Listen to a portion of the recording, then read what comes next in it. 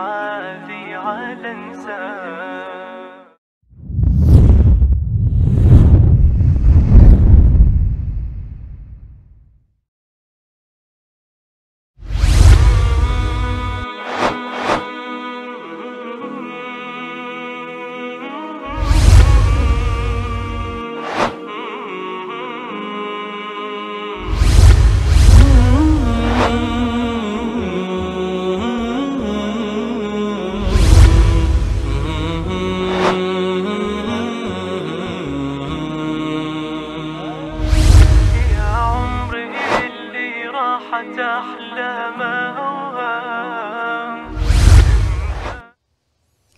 Bismillahirrahmanirrahim. Assalamualaikum warahmatullahi wabarakatuh.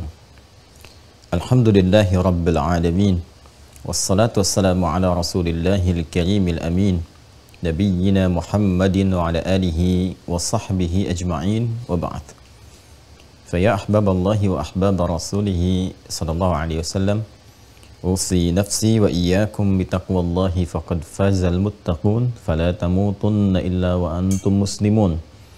Faqala ta'ala ya ayyuhalladzina amanu taqullaha haqqa tuqatih wa la tamutunna illa wa antum muslimun.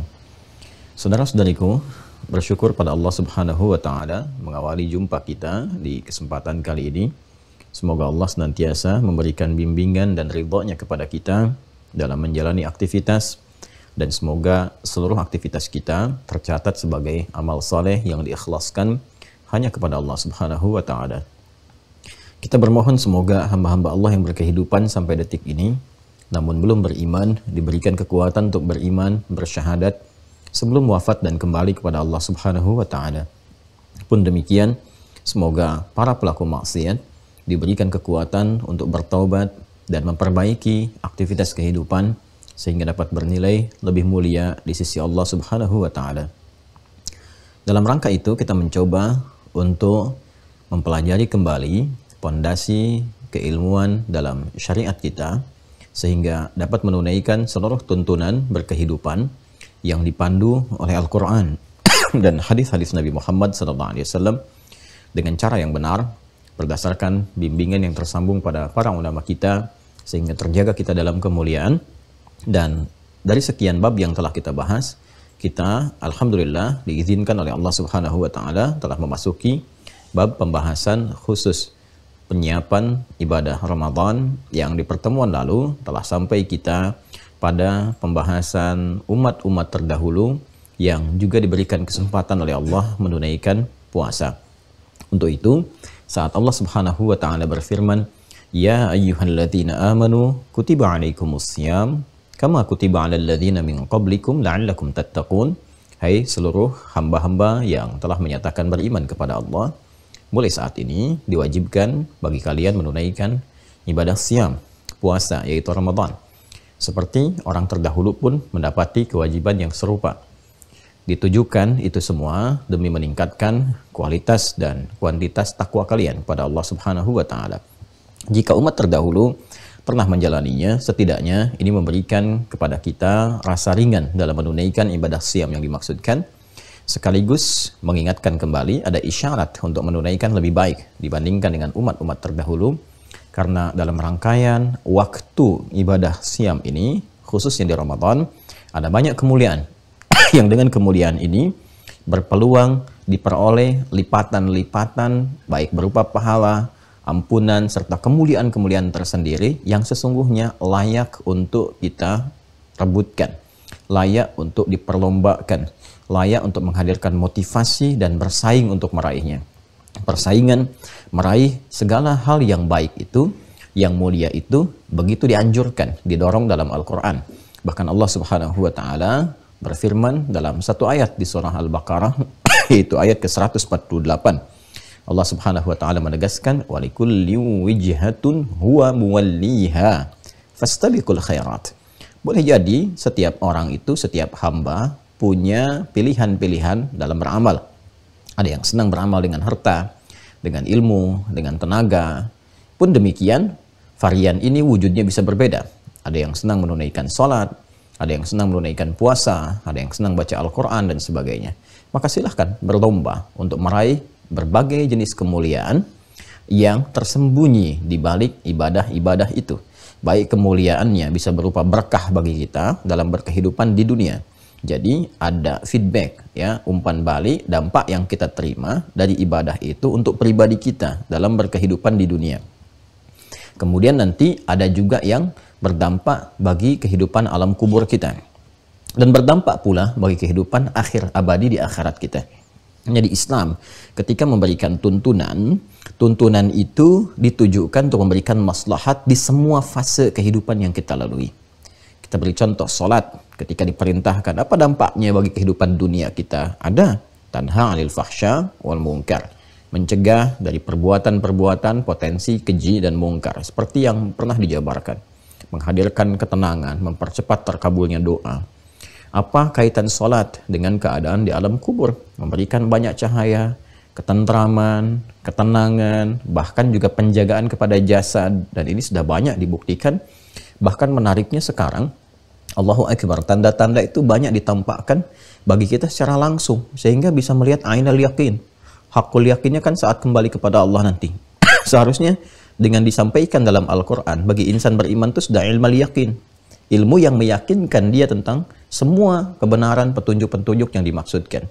Tapi kalau levelnya naik, sudah ainal yakin, kan? Sudah terlihat oleh pandangan kita. Seharusnya insan beriman tuh lebih kuat gitu ya, menajamkan keimanannya. Bahkan ada di antara mereka yang menangis menyaksikan kebenaran. Betapa banyak sekarang ada makam-makam yang karena kondisi tertentu dipindahkan, jasadnya masih utuh, bahkan kafannya masih baik. Di antara mereka ada yang senang menjaga sholat, ada yang ahli masjid, kan? Ada yang Masya Allah gitu konsisten menjaga, yang marbot masjid, yang penjaga, yang bagian adzan, bahkan adzannya saja berkahnya sudah luar biasa. Dan di akhirat banyak dalam Al-Quran, dalam hadis-hadis Nabi Muhammad SAW, kemuliaan-kemuliaan bagi orang-orang yang menunaikan salat dengan konsisten. Bukankah penghuni surga Firdaus itu amalan pertamanya alladzina hum fi salatihim khashi'un. Jadi konsepsi agama itu memang seharusnya memberikan pedoman, perlindungan, dan bimbingan bagi umat manusia, gitu kan? Di semua alam yang dia lalui, semua ruang, semua tempat, semua waktu. Jadi setiap berpindah di situ ada pedomannya. Dan yang memenuhi semua unsur-unsur itu selama ini kita kaji hanya Islam yang memberikan tampilan-tampilan itu. Ini objektif dan ilmiah, argumentatif, dan bisa dikomparasikan. Anda bisa membandingkan misalnya untuk mencari titik kebenaran yang menguatkan, yang meyakinkan kebenaran risalah Islam. Anda lihat, komparasikan petunjuk-petunjuk atau kitab-kitab atau pedoman-pedoman, dan Anda bisa lihat, bisa saksikan tidak ada yang sedetil dalam memberikan gambaran tuntunan kehidupan ya yang ditampilkan oleh Islam. Dari mulai bangun tidur perkara yang sederhana sampai yang paling kompleks, sampai dengan tidur kembali gitu. Di Islam ada semuanya. Nah, kembali lagi kepada bahasan kita. Lantas apa istimewanya siam Ramadan? Puasa Ramadan bagi kehidupan kita itu. Ada apa saja? Berkahnya di dunia apa? Kemudian juga ke alam selanjutnya bagaimana? Dan kemuliaan-kemuliaannya apa, sehingga dari situ ada semangat kita, ada motivasi yang lebih kuat untuk menunaikan ibadah ini lebih baik dan berlomba dengan umat sebelumnya, sehingga dapat menunaikan ini semua dengan serius, sungguh-sungguh, dan menunjukkan kepada kita kegembiraan ya dalam menunaikan ibadah ini yang seluruhnya ditujukan kepada Allah Subhanahu wa Ta'ala. Jadi kalau sekarang orang kita melihat itu ada, sekarang sedang musim ya, balapan-balapan itu ya. Di Mandalika, ada yang nanti Formula E, ada macam-macam. Itu kan tujuannya apa? Berlomba itu. Ya, ada yang balapan kuda, macam-macam itu. Kan pada akhirnya memperebutkan sesuatu. Ya, ingin menjadi yang terbaik gitu kan. Ingin menjadi yang tercepat, yang terbaik. Ya kalau cuma tercepat saja nggak ada apa-apanya kan. Siapa juga yang mau gitu kan. Ada di situ, ada hadiah, ada ini, ada itu menjadikan motivasi yang kuat. Pada umumnya orang berlomba karena ada motivasi. Nah sekarang kita diminta oleh Allah, disyaratkan langsung di ayat puasa supaya berlomba dengan umat terdahulu ditunaikan lebih baik. Apa motivasi terkuat kita yang bisa kita tuliskan, hadirkan sebelum Ramadan? Bahkan kita tuliskan misalnya di pintu kamar kita, kan? Atau misalnya di tempat-tempat yang biasa diakses, bahwa Ramadan ini akan ada ini. Sehingga setiap kali kita melihat kita teringat dan terjaga kita untuk menyiapkan kualitas yang prima itu. Inilah yang menjadikan bahasan kita di awal untuk memberikan tampilan pembuka dan mengantarkan pada tema yang kita bahas, insya Allah secara singkat dan padat di pertemuan subuh kali ini waktu Indonesia bagian Barat tentang keistimewaan Ramadan. Baik, kita akan bagi pembahasan ini ke dalam beberapa subtopik. Baik, yang pertama kita akan turunkan dulu keistimewaan Ramadan yang diisyaratkan pertama dalam Al-Quran.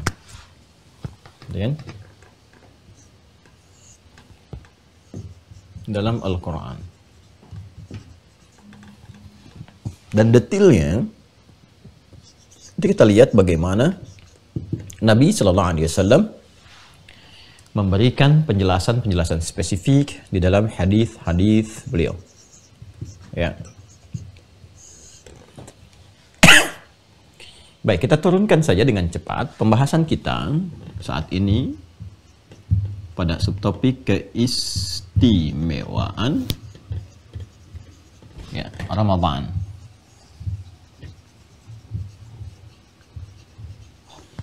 Ya. 1. Quran surah kedua Al-Baqarah di ayat 185. Ya. Quran surah kedua. Kalau saya tuliskan QS, ini yang saya maksudkan Al-Quran surah ya. Kedua Al-Baqarah ayat 185. Saat Allah memperkenalkan nama Ramadan atau bulan Ramadan, ya kan? Karena nanti ada yang berpendapat bahwa Ramadan pun walaupun tidak terlalu populer, ya, tapi ada yang menisbatkan satu di antara sekian nama mulia yang dilekatkan kepada Allah Subhanahu wa taala. Walaupun pendapat ini tidak terlampau populer, ya. Nanti Anda kalau baca buku yang saya tuliskan itu makna ayat puasa, saya tampilkan juga pemaknaan itu. Ya, karena itu ada ulama yang konsisten kalau menyebut waktu puasa menambahkan syahrul Ramadan. Selain ihtiraman, kan, li tartibi al-fadhil Quran atau kalimatul Quran untuk menghadirkan penghormatan, kan, penjagaan terhadap ayat-ayat Al-Quran atau kalimat-kalimat Al-Quran. Juga ada yang memahami untuk membedakan mana yang dimaksudkan dengan waktu, mana yang dinisbatkan pada kemuliaan yang melekat kepada sifat-sifat atau nama-nama Allah yang maha mulia itu. Baik, singkatnya, terlepas dari semua pandangan itu, ketika Allah Subhanahu wa ta'ala membuka ayat 185 ini dengan menyebutkan waktu untuk berpuasanya, yaitu selama sebulan syahr, yang setiap titian waktunya ada hal-hal yang istimewa seperti pernah saya terangkan di 2 atau 3 pertemuan lalu. Kemudian Ramadan langsung disebutkan namanya dan hikmah serta maknanya telah kita uraikan. Maka ini tidak berdiri sendiri, tapi memiliki penjelas. Diterangkan oleh Allah Subhanahu wa taala, 1, alladzi unzila fihil Qur'an. Alladzi unzila fihi al-Quran. Baik. Kemudian keutamaan yang ditarik ke sini ke bawahnya, hudan linnas wa bayyinat minal huda wal furqan. Ya. Ini yang pertama. Ketika Anda bertanya, ada keistimewaan apa di bulan Ramadan itu? Ya, maka sebelum pertanyaan ini muncul, bahkan Allah terlebih dahulu saat mengenalkan waktu dimulainya ibadah siam itu, syahrul Ramadan, langsung menunjukkan keistimewaan yang melekat pada Ramadan ini. Apa itu? Alladzi unzila fihil Qur'an, yaitu bulan ini menjadi istimewa, ya kan? Karena apa? Salah satunya yaitu bulan yang pada waktu itu diturunkan Al-Quran. Ini.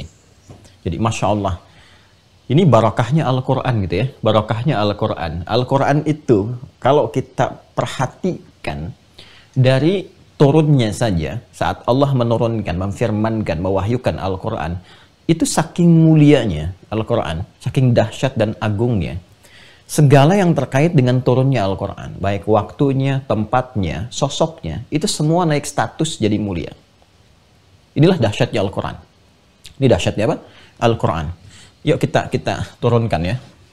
Allah yang maha mulia, maha segalanya, jelas pemilik segala kemuliaan tanpa batas, ya.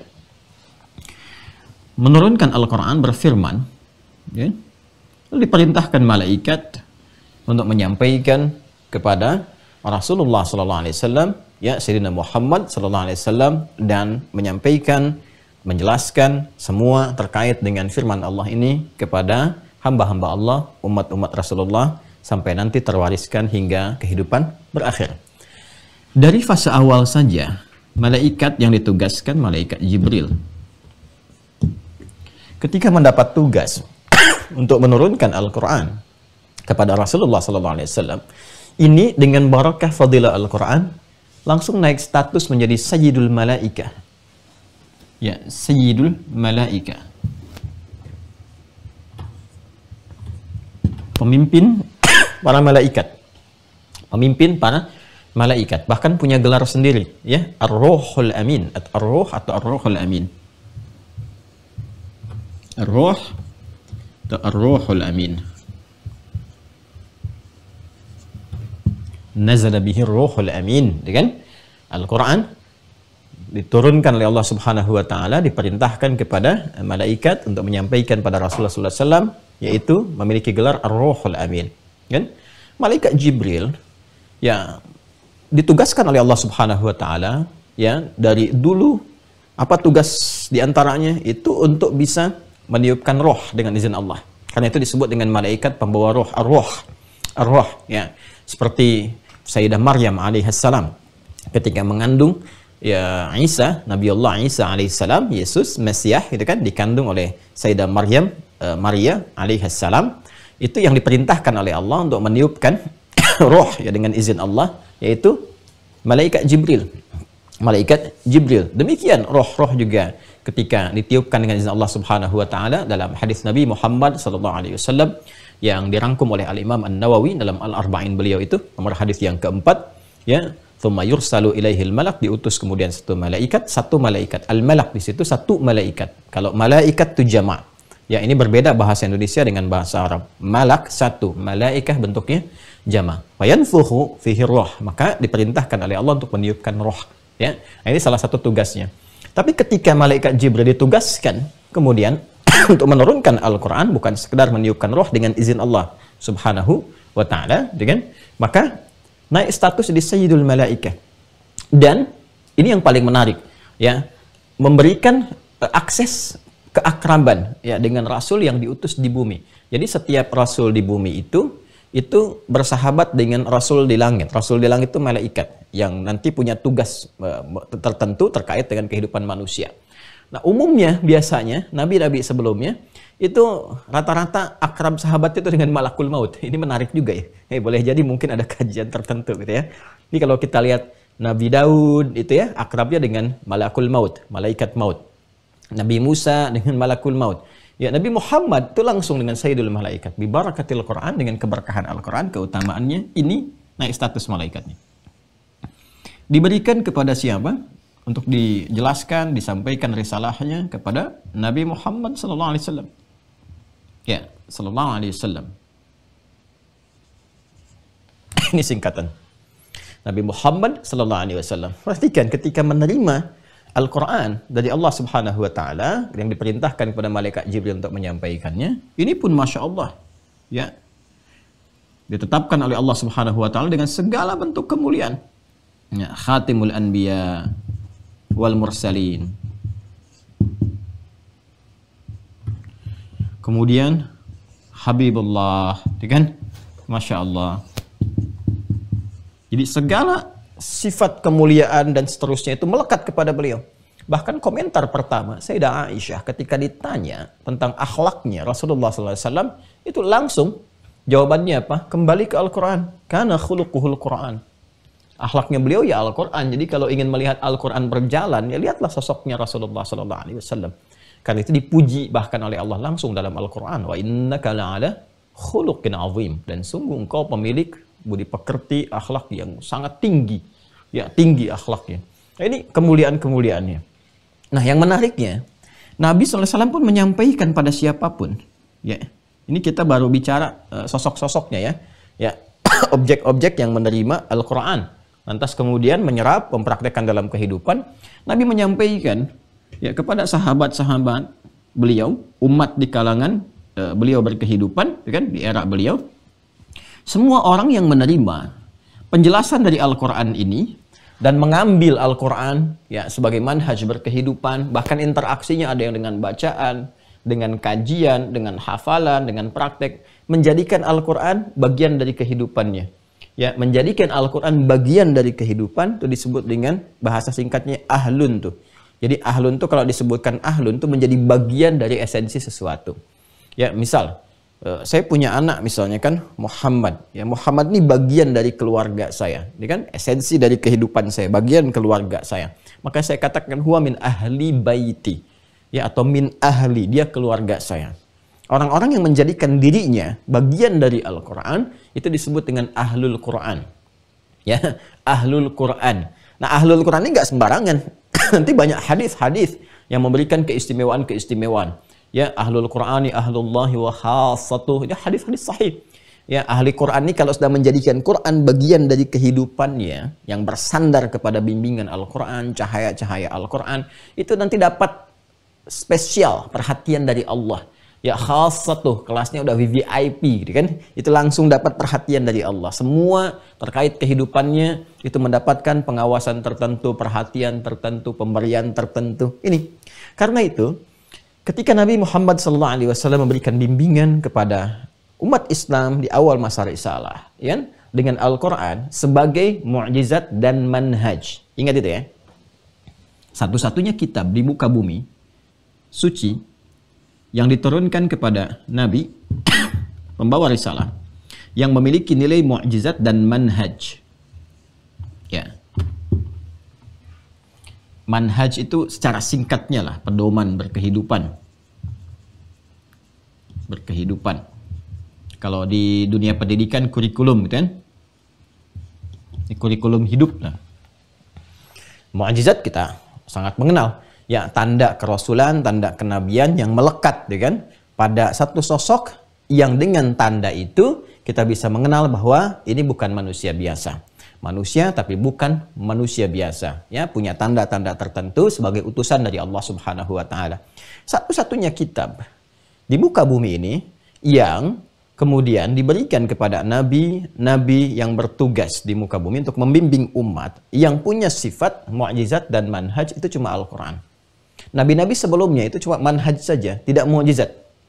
Ya, karena itu semua kitab-kitab yang dilekatkan kepada nabi terdahulu itu tidak terjaga.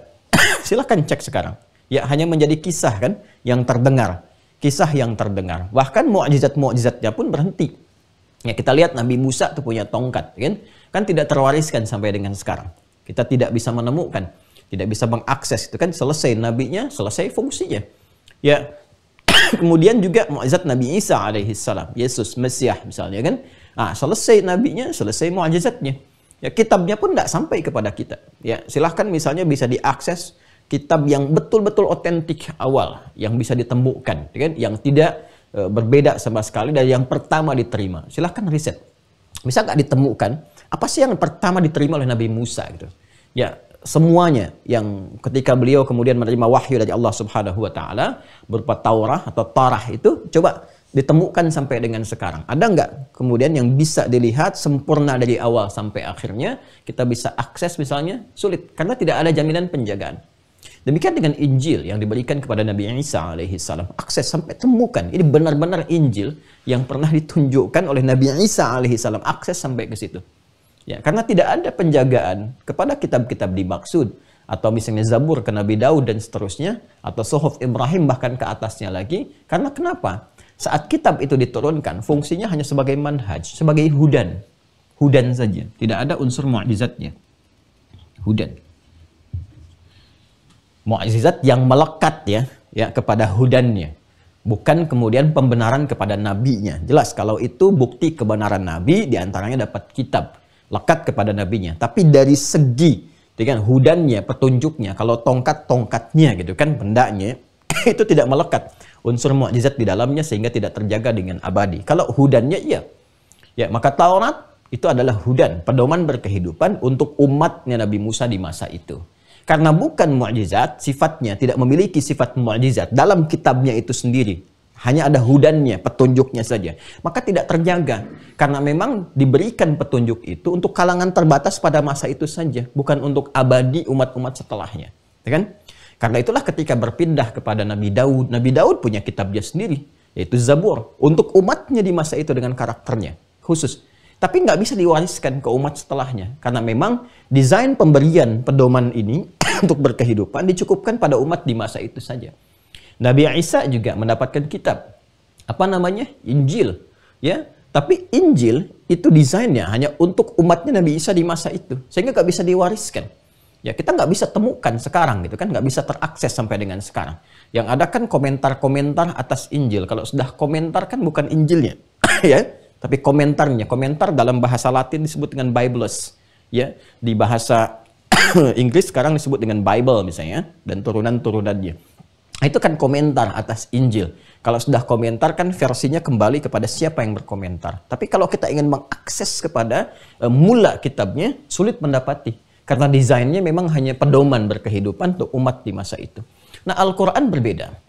Al-Quran berbeda. Al-Quran itu manhaj, hudan, sekaligus mu'jizat. Ya, jadi kalau kita ingin melihat kebenaran yang otentik dan lestari kepada risalah Nabi Muhammad SAW, cukup lewat Quran selesai. Ya, siapa yang bisa berbeda pendapat kalau Al-Quran ini tidak diturunkan pada Nabi Muhammad? Tidak ada. Ya, mereka meyakini semuanya bahwa Al-Quran ini turunnya ke Nabi Muhammad. Ya, ke Nabi Muhammad. Jadi nggak bisa dibantah sekarang siapa yang menyampaikan Al-Quran sehingga sampai kepada kita. Ya kan? Semua jalur ketika diakses itu, semua kembalinya kepada siapa? Nabi Muhammad SAW. Dan menariknya sampai sekarang terjaga. Ya, jadi hudannya pun masih terjaga. Dan dahsyatnya, hudan yang dibawa, petunjuk berkehidupan yang dibawa oleh Al-Quran itu lestari dan sifatnya selalu sesuai dengan keperluan di setiap zaman. Kan zaman itu selalu berganti gitu. Ya, nggak usah jauh-jauh lah ya. Kurikulum pendidikan itu umumnya ganti menteri, ganti kurikulum.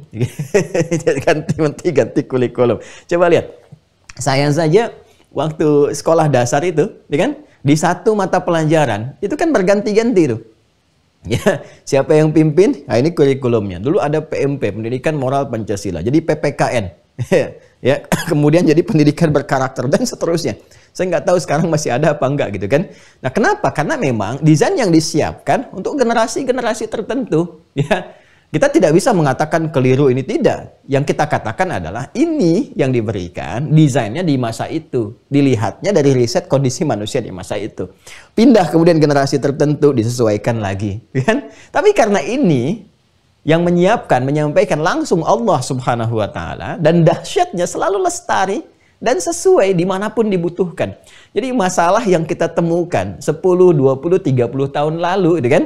Sampai masalah yang kita temukan sekarang, itu selalu penjelasannya ditemukan. Setiap kasus muncul. Ya, ini baru 10, 20, 30 tahun. Kalau kita tarik lebih jauh, 15 abad yang lalu sampai dengan kekinian. Ini selalu sesuai. Ya, ini yang paling dahsyat itu. Karena itu, Anda mau tanya apa? Itu ada solusinya. Karena ini memang pedoman hidup. Artinya semua jalur kehidupan, di sini mesti ada pedomannya. Ya, kalau kita ingin lebih menguatkan nilai keislaman kita, boleh. Satu waktu kita komparasikan secara ilmiah. Ambil satu kasus, lihat dicek misalnya. Di kitab-kitab lain misalnya kan. Ya, bisa nggak ditemukan jawaban dari ini, jawaban dari ini. Ya, Al-Quran ketika Anda bertanya sesuatu, muncul dalilnya. Kadang-kadang satu huruf jadi dalil. Dalil itu kan petunjuk, dalil itu petunjuk. Ya, mandalla ala khair, siapa yang menunjukkan pada kebaikan. Dalil itu petunjuk, petunjuknya apa? Jadi kalau saya bertanya, dalilnya apa ya? Petunjuknya apa di Al-Quran itu? Nanti penjelasan dari petunjuk itu munculnya di hadis. Ya, ini jadi maksud saya begini, saya menampilkan ini supaya kita bisa menghadirkan syukur yang mendalam, kebahagiaan, sekaligus menguatkan keyakinan yang kita peluk. Kan saya sampaikan di pertemuan yang lalu bahwa Islam itu sejatinya selalu membawa literasi dengan argumentasi yang ilmiah. Jadi terpuaskan logika kita itu juga tercerahkan keadaan diri kita, dan mendapatkan ketenangan bagian jiwa kita. Ini yang dahsyat yang kita dapati. Tapi kalau kita tidak mengaktifkan semua potensi penggalian yang telah Allah anugerahkan kepada kita, afala tatadzakkarun, afala yatadabbarun al-Quran. Kok kamu sih nggak riset Quran, nggak dipelajarin pedoman hidup yang ada di situ, ya tidak merasa kenikmatannya, ya kan? Nah ini puncaknya afala taqilun. Terus akal yang Allah berikan dipakai untuk apa, kan? Nah ini, jadi feedbacknya kembali kepada kita.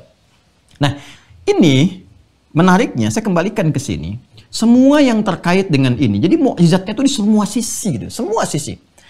Kita baru berbicara kepada orang ya. Nah, menariknya orang-orang yang berpegang teguh pada pedoman Al-Quran ini, itu semua naik status jadi baik semua.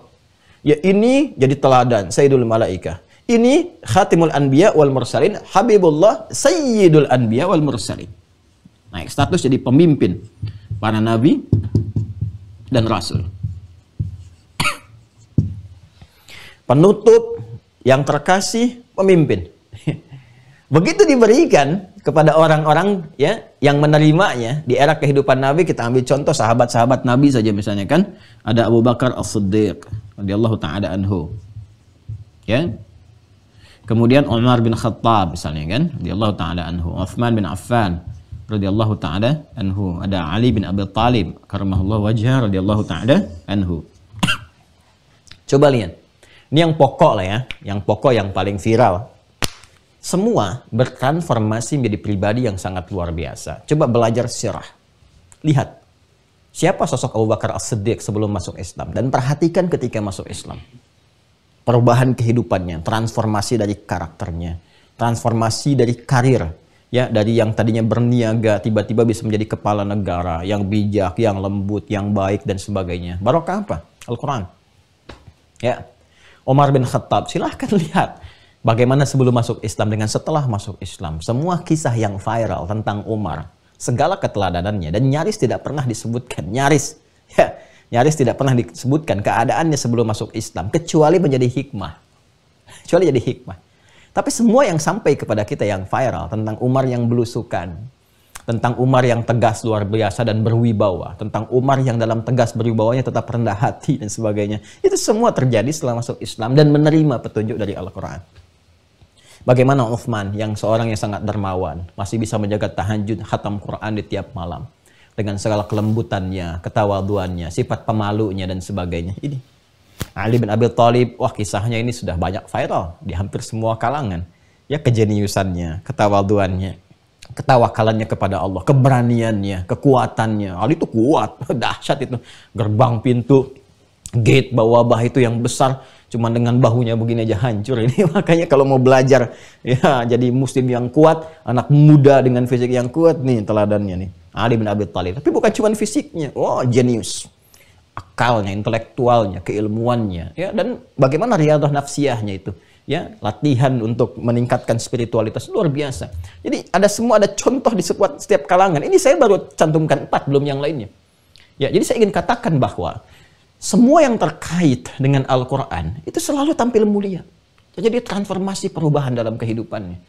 Ya, kalau mau digali di setiap tingkatan tabaqah, ya, dalam setiap jil ba'da jil, generasi antar generasi, Anda akan temukan di tabi'in siapa, Anda bisa lacak. Tabi'in siapa? Terus sampai dengan kekinian. Tidak ada satupun orang yang lekat dengan Al-Quran kecuali jadi teladan di eranya. Mau apapun, dalam bidang apapun. Ya, silakan dalam bidang apapun. Kalau di agama jelas, ini sudah akan tampak. Di kepribadian akan terlihat, karena Quran itu menarik. Baru baca benar saja, itu akan hadir keberkahan berupa kelembutan. Jadi ini pengalaman dari orang-orang berinteraksi dengan Al-Quran, bahkan di kalangan ulama. Ada yang sampai menyimpulkan faidah-faidah di balik satu ilmu-ilmu tertentu. Ya, jadi dekat dengan Al-Quran itu sudah lahir kelembutan, lahir karakter yang baik. Lalu terjadi akselerasi dalam penangkapan pengetahuan, kan? Kemudian peningkatan ibadah dan sebagainya. Selalu teladan. Dan para imam yang 4 itu, yang kita mengambil jalur itu untuk belajar keislaman, bimbingan sampai dengan sekarang, itu kan mulai pendidikannya selalu Al-Quran. Silahkan cek. Terus tokoh-tokoh begawan pengetahuan, Al-Kindi, Al-Farabi, kan? Al-Ghazali, Al-Khawarizmi, Al-Battani, Ibnu Sina, Ibnu Rushd dan sebagainya. Apa Apa mula pendidikannya? Al-Quran. Ya, jadi ini yang paling dahsyat. Al-Quran itu hadir kepada siapapun, itu selalu menaikkan statusnya lebih dari standar umumnya yang bisa diraih. Ini baik dari kalangan malaikat, kalangan nabi, atau kalangan manusia biasa. Ini keistimewaannya. Bahkan waktu, ya, terkait dengan waktu pun itu dahsyat. Ya, kita ambil misalnya ini malamnya. Malamnya, harinya, bulannya. Ya. Ya, ya. Ini kan yang bisa kita lalui, kan? Malam turunnya Al-Quran. Ada kemuliaan. Ya, disebut dengan malam Al-Qadar itu kan? Ya, turun Quran surah 97 untuk menjelaskan. Inna anzalnahu fi lailatul qadar. Malamnya malam Al-Qadar. Kemuliaannya sudah viral. Kita yang mendapati Ramadan nggak akan lepas ya dari pemaknaan terhadap Al-Qadar. Bahkan diburu ini malam ini. Ya, karena Masya Allah pahalanya Lailatul Qadri khair min alfi syahr. Kan malam Al-Qadar itu peluang pahalanya, potensi pahalanya itu melebihi 1000 bulan. Khairun min itu lebih dari, bukan setara, lebih dari 1000 bulan. Ada yang menghitung 1000 bulan itu ya sekitar 82 atau 85 tahun kalau dihitung sesuai dengan kadar perputaran bulan. Ya, kemudian dikonversi kepada hitungan tahun, ketemu 82 sampai 85 tahun. Jadi dapat malam itu semalam aja ibadah. Ada orang sholat 2 rakaat tuh. Allahu Akbar. Pas malam Al-Qadar ikhlas dia kan 2 rakaat tuh. Itu sholat itu sama dengan 85 tahun sholat tanpa henti. Allahu Akbar, Allahu Akbar, Allah. Berapa pahalanya itu? Ya, qadar Allah begitu udah selesai, Assalamualaikum, Assalamualaikum, ketiduran ngantuk misalnya, cuma 2 rakaat, modal 2 rakaat dapatnya setara dengan 1000, lebih dari 1000 bulan. Itu kan 1000 bulan saja sudah 82 sampai 85 tahun, lebih dari berapa itu? Ya, dan itu biasanya bergantung pada kadar keikhlasan. Ya. Malamnya mulia, harinya Masya Allah Jumat. Jadi mulia. Ya. Bulannya, nah ini Ramadan. Jadi mulia. Jadi semua banyak keutamaan. Ini keutamaan. Semua banyak keutamaan. Ya. Dari mulai diterima Jumatnya utama, bahkan Seninnya. Ya, Senin. Kan yang pernah saya terangkan dulu itu, ya Nabi lahir di hari Senin, dilantik menjadi nabi pun di hari Senin, gitu kan? Ya, Iqra bismi rabbikal ladzi khalaq, kan? Turun itu, ya. Seninnya ada puasa di situ, ada kemuliaan. Ya kan? Makanya ada yang mengatakan ini dalam kajian, dalam sekali, dan ini nggak bisa dikaji secara biasa. Ada ilmu tersendiri mengkajinya. Jadi ada yang mengaitkan waktu itu dengan urutan-urutan dalam berkehidupan. Ya, misalnya Ahad, kenapa dinamakan dengan Ahad? Ya, satu menunjuk kepada yang Maha Satu. Ya, ini agak dalam kajiannya ya, nggak bisa dikaji dalam disiplin ilmu biasa. Ya, kemudian Al-Itsnain, ada yang mengatakan di harinya para nabi, gitu kan, para rasul. Ini memberikan gambaran bahwa dari Allah memberikan risalah, ya, yang keduanya kepada para nabi. Dan Ats-Tsulatsa itu harinya para ulama. Makanya nanti ulama-ulama yang tahu ilmu ini itu berharap ada yang meninggalnya hari Selasa, walaupun nggak tahu ajalnya itu kapan tiba. Tapi ada yang mendawamkan untuk berdoa seperti itu. Di Indonesia itu kalau saya tidak keliru ada sosok ulama karismatik, panutan kita, teladan kita, dan semoga Allah limpahkan keberkahan, kemuliaan, yang segala yang terbaik, dan tentunya beliau sudah terbaik gitu kan. Tapi kan kita berharap dengan ini mendapat barakah-barakah dan percikan kemuliaannya. Itu Syekhuna Maimun Zubair. Ya, Mbah Mun itu. Mbah Mun itu termasuk yang paham fikih ini. Ya, dari sebelum itu berharap meninggalnya hari Selasa dan dikabulkan itu. Dikabulkan. Kan dimakamkan di Ja'fariyah itu ya. Ya, di situ ada Ma'la, di Ma'la. Di Ma'la kuburan Sayyidah Khadijah. Ya, salah satunya. Yuk kita balik lagi ya. Balik lagi. Karena saya tuh begini, kalau nyebut ingat sesuatu langsung gitu, langsung. Tapi nanti cara baca disiplin ilmunya ada berbeda-beda. Mesti ada ini pakai ilmu ini pakai ilmu ini. Ada perangkatnya gitu. Nah, ini kadang-kadang celakanya di kekinian. Ini kan serba terbuka eranya. Ya, media sosial begini. Dan yang agak repot itu kalau orang belum sampai memahami disiplin ilmunya, lalu tiba-tiba berkomentar ini dan seterusnya, nanti bisa keliru tuh, apalagi kalau dipotong-potong. Jadi agak repot. Ya, kadang-kadang kita bahas maksudnya A, ini bisa muncul cuplikan B. Karena itu saya memberikan hukum yang tegas ya. Maaf ya, sedikit untuk mengingatkan. Di kita itu, di official itu tidak memperkenankan dipotong-potongnya video. Gitu ya, ingat itu ya. Tidak memperkenankan. Kenapa? Salah satu pesan penting yang disampaikan supaya tidak menghadirkan salah persepsi dari orang lain atau dimanfaatkan demi kepentingan-kepentingan yang sifatnya bisa keliru paham. Itu fatal. Ya, itu fatal. Dan nanti banyak capek untuk mengklarifikasi, nyatakan ini, nyatakan itu. Dan itu nampak di kekinian. Ya, hati-hati. Ya, termasuk saya dapat pengingat sudah lama sebetulnya. Ini ada orang-orang yang sengaja ngambil potongan video kita untuk komoditas tertentu. Nah, ini ada lagi musim kustul hindi itu. Saya dapat laporan tuh video kita dipotong-potong. Udah nggak ada kaitan dengan itu. Dengan produk-produk itu. Ya, saya tidak pernah jualan itu produk itu. Dan saya ingatkan ya, yang potong-potong untuk masuk ke situ, satu, Anda berdosa. Yang kedua, tidak akan berkah itu. Ya, karena Anda memosisikan, Anda ngambil orang biasa saja untuk menguatkan produk sudah salah. Ini ustadz Anda ambil untuk kepentingan Anda. Itu keliru. Ya, keliru fatal itu. Hati-hati ya. Hati-hati. Mohon izin ya, saya tegaskan ini untuk mempertegas. Ya, balik ke sini ya. Nah, ini tuh mulia. Jadi ada ayat-ayat yang turun ya. Wa ma anzalna ala abdina yaumal furqani yaumal taqal jam'an. Jumat. Jadi ini yang turun sekaligus itu malamnya, malam Al-Qadar. Kemudian juga harinya terkait dengan Jumat. Makanya Jumat mulia. Jumat Sayyidul Ayyam. Ya, Sayyidul Ayyam. Makanya Jumat itu sebenarnya hari raya untuk umat Islam. Sayyidul Ayyam. Cuman orang Islam Indonesia tolerannya tinggi saja gitu kan. Kan saya pernah katakan kalau di tempat-tempat lain hari ibadahnya itu libur bagi mayoritasnya. Ya, di Amerika, di Eropa misalnya kan liburnya hari Ahad dan disebut dengan Minggu. Kan di sana karena di situ mayoritasnya beribadah, jadi dihormati. Di Timur Tengah umumnya kan di Arab Saudi misalnya atau di Qatar dan sebagainya. Dulu saya waktu di Tripoli juga bahkan itu liburnya hari Jumat karena mayoritasnya ibadah di waktu itu. Itu raya untuk ibadahnya. Di Indonesia toleransinya tinggi, mayoritasnya muslim kan, tapi menjadikan liburnya kemudian di hari Ahad, Jumat tetap beraktivitas. Nah, itulah indahnya orang Islam di Indonesia itu luar biasa. Makanya saya sering katakan tidak usah diajarkan toleransi itu umat Islam Indonesia itu karena sudah khatam dengan mempraktekannya. Justru orang-orang yang memunculkan tuh kadang-kadang ingin menggeser karena punya kepentingan-kepentingan yang berbeda. Dan kita hanya fokus untuk menunjukkan kebenarannya saja supaya terasakan. Kalau sudah terasa manfaatnya kan tidak ada celah untuk menyoal. Ya. Balik ke sini. Ini Sayyidul Ayyam. Ya. Banyak kemuliaan hari Jumat, Masya Allah. Dari persiapannya, sunnah-sunnahnya, macam-macamnya. Karena ini apa? Dapat fadilah dari mana? Dari Al-Quran. Ini. Ya, jadi kalau disebutkan turun yang sekaligusnya dari Baitul Izzah, gitu kan? Yang tertinggi ke sama'id dunya, ke langit dunia yang sekaligus yang pernah saya sampaikan dulu di kajian-kajian awal, silahkan cek kembali. Itu malamnya Al-Qadar, kemudian harinya Jumu'ah. Ya, ketika turun kepada Rasulullah SAW yang di Gua Hira itu, ya masuknya apa? Senin. Seninnya dapat kemuliaan di situ sebagai hari lahirnya Nabi. Kemudian Nabi puasa, kita ikut puasa, kan?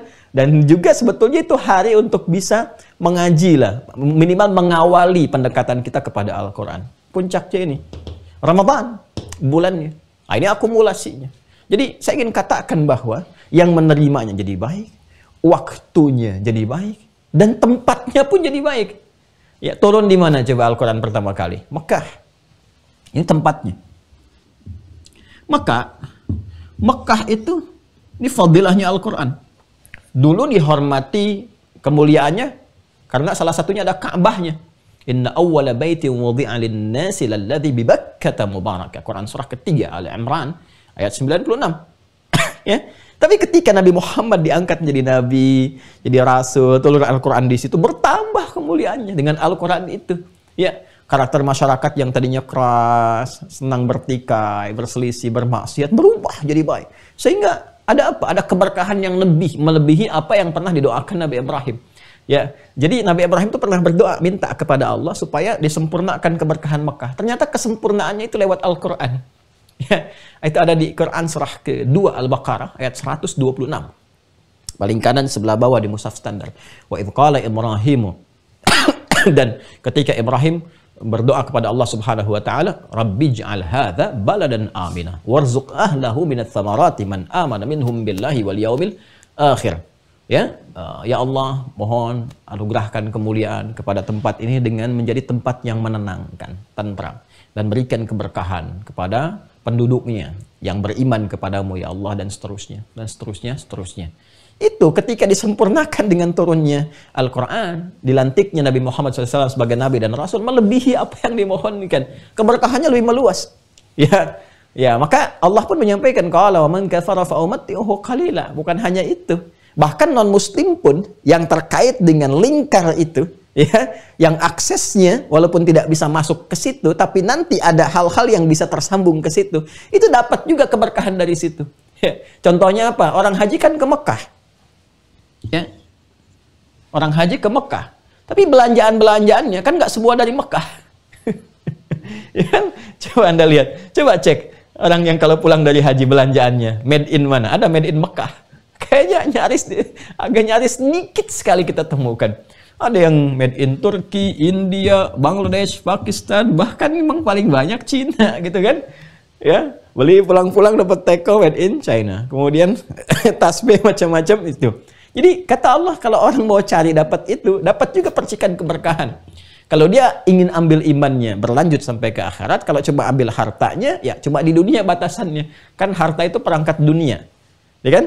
Nah, amal soleh perangkat akhirat. Harta itu perangkat dunia. Ketika harta itu dikreasikan jadi amal soleh karena iman, jadi perangkat akhirat. Nah, jadi saya ingin katakan tempat jadi bagus. Yathrib.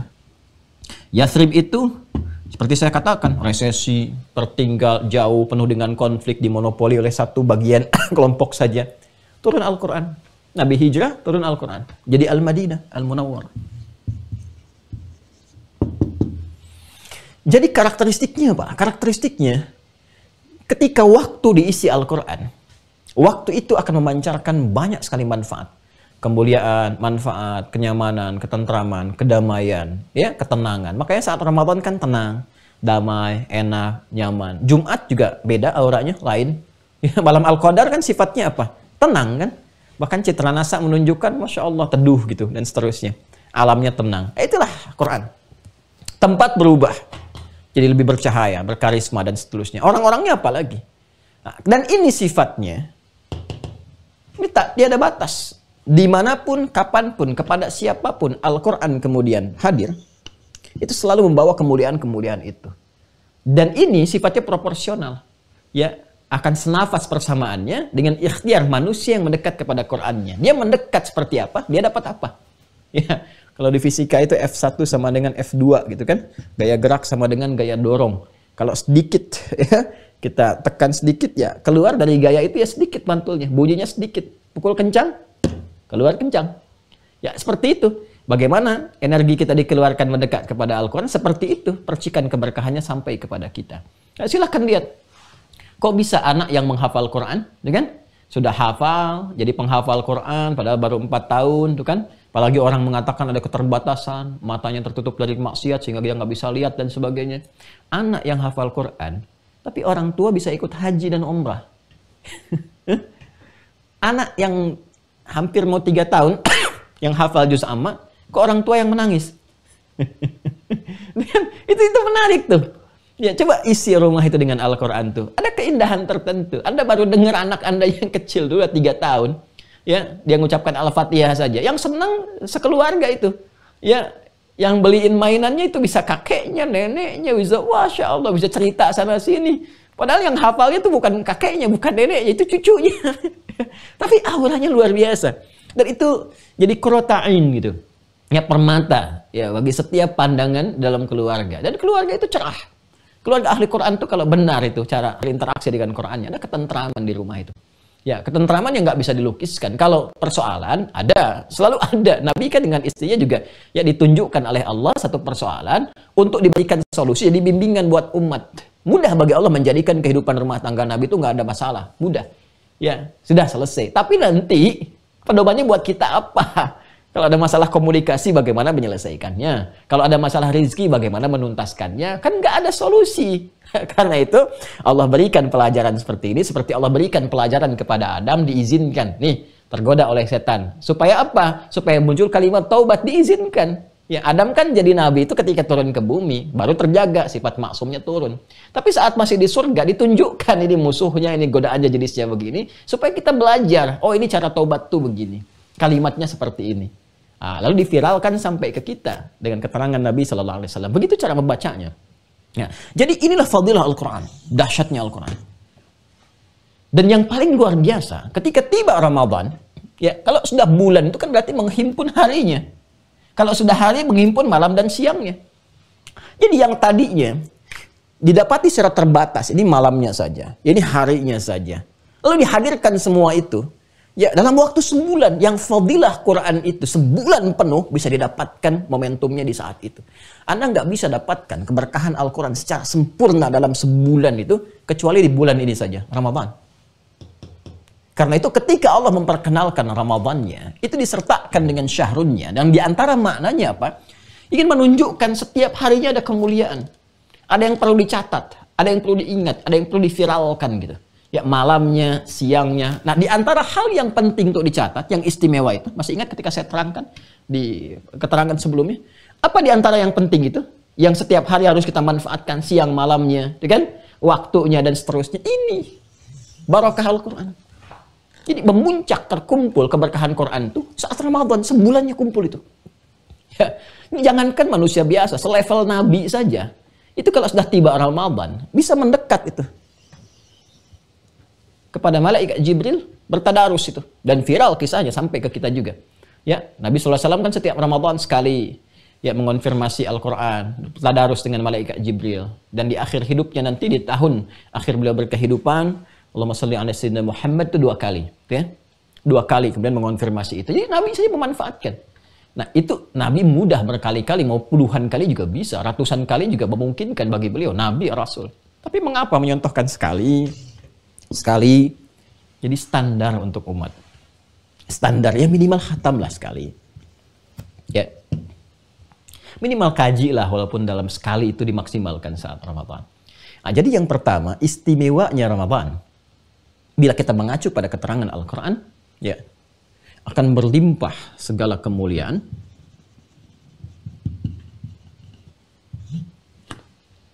Yang semuanya ini sumbernya terkristalisasi atau mengerucut kepada Al-Quran. Karena itu ulama banyak menyebut Ramadan dengan syahrul Quran, bulannya Al-Quran.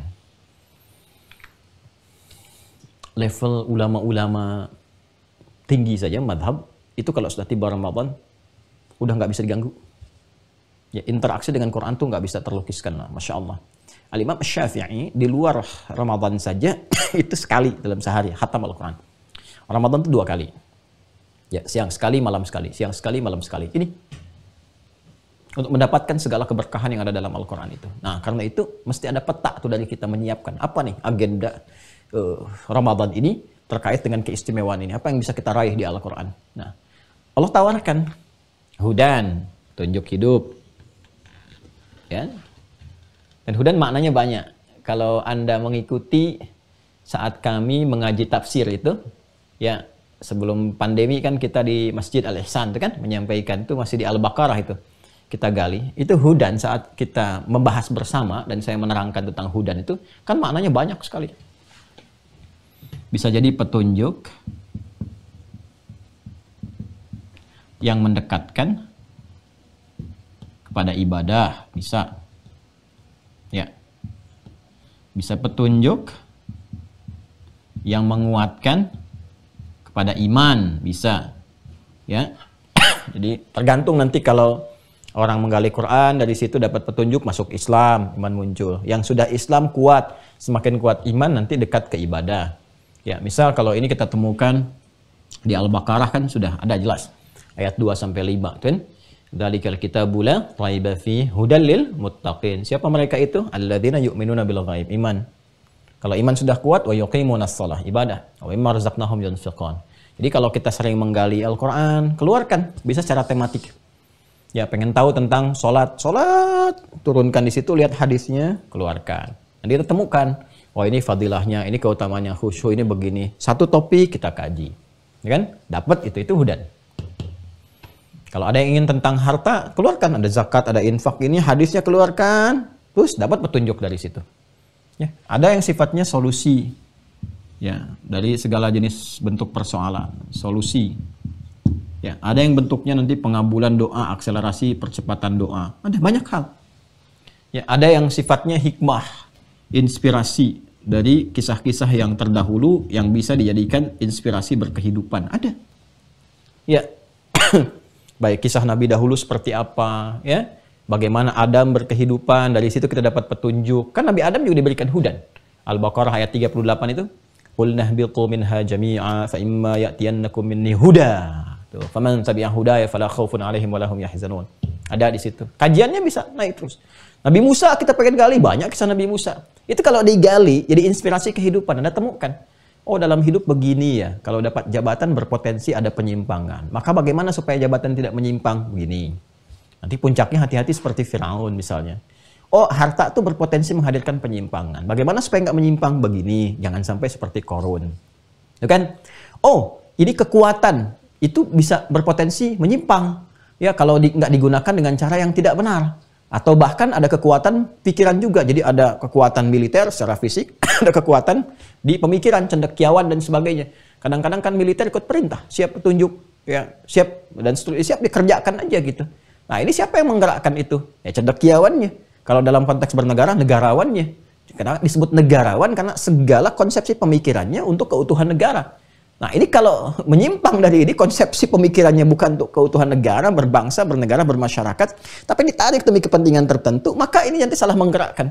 Itu yang terjadi ya di zamannya Nabi Musa. Ada Haman. Ya, Haman melakukan akselerasi pengetahuan, ya, tapi dengan cara yang keliru. Akhirnya masukan salah. Firaun dapat masukan yang keliru.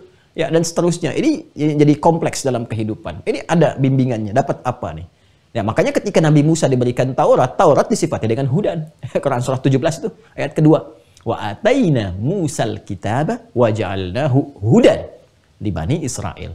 Kenalan lagi sama Bani Israel. Siapa tuh Bani Israel? Ya, terus nanti setelah Musa, nabi-nabinya disebutkan. Siapa saja tuh? Ya, itu yang paling unik kan itu. Genealogi dalam setiap perkembangan era dan masanya itu. Nabi Daud dapat kitab jadi hudan juga. Ini karakteristik umat nih. Zaman Nabi Musa, itu karakternya bisa beda. Di zaman Nabi Daud, tapi ada yang sama yang diwariskan. Sifat ngeyelnya, pengingkarannya, dominasinya, gitu kan? Nah, sifat irinya yang berlebihan, sikap ingin memonopoli sesuatu, itu selalu muncul. Jadi kalau kita belajar di setiap era itu, jadi petunjuk kepada kita dalam berinteraksi. Oh, ini kalau ada ini nih, ini mewarisi genealogi ini, maka cara kita berinteraksi yang elegannya seperti ini. Tidak melukai, kan? Tapi mendapatkan manfaat yang baik dalam membangun harmoni, tapi kita punya batasan-batasan kewaspadaan. Itu ada. Ya, karena Allah yang mencipta, kita maha mengetahui. Ya kan? Zaman Nabi Isa, Injil, karakternya sudah beda lagi. Tapi ada yang serupa-serupa juga. Apa serupanya? Itu kan Nabi Isa dihadapkan pada komunitas dakwahnya, itu kan Bani Israel juga. Dan punya turunan. Yang ekstrimnya kan membunuh nabinya. Makanya kan dikejar-kejar tuh. Mau dibunuh, mau disalib dan sebagainya. Itu kan? Ya, kita memahaminya, kemudian diselamatkan oleh Allah, diserupakan. Ya, yang dengan beliau itu diserupakan. Ada yang mirip tapi bukan Nabi Isa alaihissalam. Diselamatkan oleh Allah subhanahu wa ta'ala. Tapi dia mewarisi, umat ini mewarisi karakteristik yang tadi itu yang disampaikan. Maka ketika mendapati kondisi umat begitu, ini ada lagi Injil, karakternya nanti beda lagi untuk yang begini. Tapi nanti akumulasi semua karakteristik, sifat, bagaimana karakter manusia pada umumnya, itu terkumpul semua di Al-Quran, pedomannya. Makanya nanti di Al-Quran itu kita akan temukan, ini manusia ini nanti berkehidupan beda tempat. Nggak semua sama. Kalian harus persiapkan gitu. Nah, itu ada di Quran surah 49. Ayat 13, ya ayuhan nas, saya semua manusia, inna khalaqnakum min dzakarin wa untha. Kami ciptakan kalian ada laki-laki, ada perempuan, wa ja'alnakum syu'uban wa qabaila lita'arafu. Ya, dan tidak semua sama dalam satu tempat. Kami tetapkan kalian ada beda tempat. Ya, sekarang kita rasakan. Ya, beda tempat tuh kan di Indonesia saja Masya Allah. Bukan hanya beda provinsi, ya. Tapi dia bisa beda, di provinsi pun bisa beda kabupaten, beda kecamatan, beda RT, bisa RW. Dan pengaruh lingkungan secara geografis itu kan, kalau kita gali dari sisi sosiologisnya, antropologisnya, itu kan akan berpengaruh pada karakter. Tinggal di mana? Orang yang mendekat kepada pantai, cara bicaranya bisa berbeda. Mungkin cenderung lebih keras gitu kan, cara berbicaranya. Orang yang dekat kemudian ke tempat-tempat yang teduh, ya, perkebunan dan sebagainya, karakteristiknya bisa beda. Ya, nah, makanya ketika semboyan bernegara, wah ini jadi ngaji negara juga ya. Bhinneka Tunggal Ika, berbeda-beda tetapi satu jua, ya kan? Tunggal ya kan yang penting itu, ya Bhinneka Tunggal Ika gitu kan. Inilah yang berbeda, Ika dengan inilah yang berbeda menuju pada satu yang tunggal. Ya tunggal. Ya tunggal itu ya mencoba membangun harmoni supaya ada keselarasan. Ya, kita bisa berbeda, tapi kita bisa bersepakat dalam perbedaan itu untuk membangun harmoni tanpa menghilangkan karakteristiknya. Nah, ini yang bisa memberikan pedoman ke arah itu konsepnya disebut dengan ta'aruf dan adanya cuma di Quran, li ta'arufu.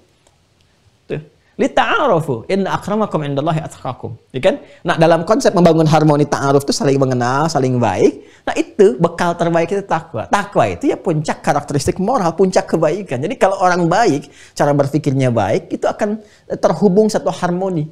Ya, tapi kalau mengawali dengan sesuatu yang sudah tidak baik, cara berpikir yang keliru dan sebagainya, tidak akan nyambung. Ya, saya ingin katakan, yang saya ingin sampaikan adalah semua itu ditemukan di mana? Di Al-Quran. Itu baru satu gitu. Belum kepada yang lainnya. Nah, inilah hudan.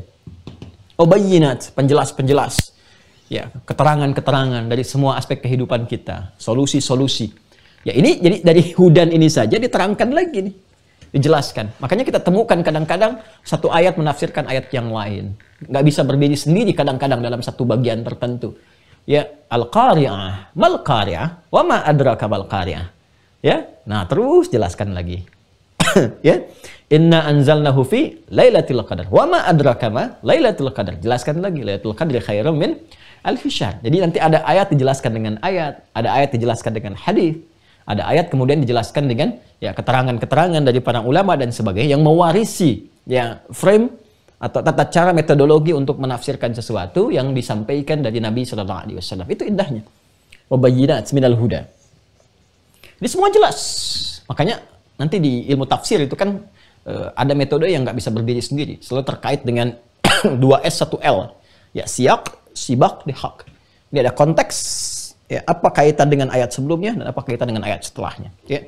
Itu kalau dicorak tafsir yang mendekati itu misalnya Al-Imam Ibnu Katsir rahimahullah. Ya, itu Imam Ibnu Katsir punya Tafsirul Qur'anil Azim. Dikenal dengan tafsir Ibnu Katsir. Dia menerangkan ayat dengan ayat lagi atau dengan hadis atau dengan keterangan sahabat atau tabi'in yang kemudian diberikan komentar sedikit dari apa yang beliau pahami. Wal Furqan. Jadi pembeda. Ya, yang petunjuk kepada kita yang mampu membedakan ini yang benar nih, ini salah. Kalau kamu kerjakan ini benar. Kalau kamu kerjakan ini keliru. Jangan sampai dilakukan. Ini makanan yang benar. Ini makanan yang tidak tepat. Ya. Kalau kamu nggak percaya, riset. Lihat kandungannya. Apa dampaknya buat tubuh kamu. Kalau kamu merasa baik buat tubuh, coba cek. Jangan-jangan ada madarat untuk akal kamu. Kalau kamu merasa buat akal dan tubuh baik, coba cek buat roh kamu, mungkin nggak bagus. Makanya kita temukan beberapa makanan yang tidak diperkenankan dikonsumsi. Bukan untuk membatasi, tapi menjaga kehormatan. Supaya tidak celaka, supaya baik dan sebagainya. Ya, jangan kerjakan ini, jauhi zina. Jangan lakukan penipuan. Jangan berdusta, nanti celaka. Dan seterusnya, ini pembeda nih. Furqan.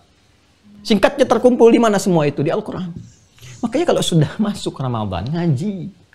Manfaatkan ini. Dan cara ngaji kita, ini dia nih. Ini kalau ingin bermanfaat. Keluarkan ini semua. Ya, kalau kita ingin baru masuk jalannya, mau buka pintunya, maka pintunya lewat qiraat. Ya, qiraat ini yang menjadikan kita kemudian memperbanyak bacaan. Supaya merasakan dulu aura Qur'annya. Ya, dzauqul Qur'an, kenikmatan dalam membaca. Itu pun sudah dapat satu hurufnya 10 kebaikan. Ramadan digandakan lagi. Insya Allah rugi deh kalau nggak memperbanyak bacaan Quran di Ramadan itu sangat rugi. Ya, karena baru baca aja sudah lain rasanya ke jiwa. Apalagi dibacanya di bulan Quran. Ya, karena itu jangan heran. Bapak Ibu bisa menemukan orang-orang yang bahkan nggak berinteraksi dengan Quran, bisa malamnya bisa ngaji. Ya, ibu yang nggak biasa pegang mushaf bisa ngaji malamnya. Ya, karena ada dorongan kuat secara fitrah, ini secara fitrah kembali. Ya, bukan karena faktor ABC, bukan. Karena memang Allah sudah mengatakan ini bulannya Quran. Makanya semua tergerak kepada Quran. Jadi pengen ngaji. Siapa yang menggerakkan itu semua? Ya, kalau ini bukan bagian dari kebenaran Al-Quran, mungkin mustahil bisa muncul rasa itu. Mustahil. Ini menunjukkan bahwa ini benar. Ini benar ini. Kan cuma Ramadan. Di antara sekian kesempatan kita yang tiba-tiba bergerak pengen ngaji itu. Siapa yang mendorong? Ya, kok bisa seperti itu? Ini fitrah dari ayat ini. Ini menunjukkan Islam benar.